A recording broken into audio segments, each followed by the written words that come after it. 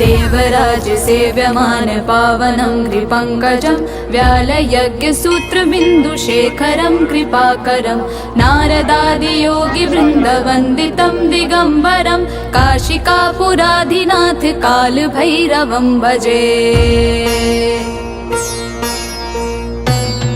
भानुकोटिभास्वरं भवाब्धितारकं परं नीलकण्ठमीप्सितार्थदायकं त्रिलोचनं कालकालमम्बुजाक्षमक्षिशूलमक्षरं काशिकापुराधिनाथ कालभैरवं भजे।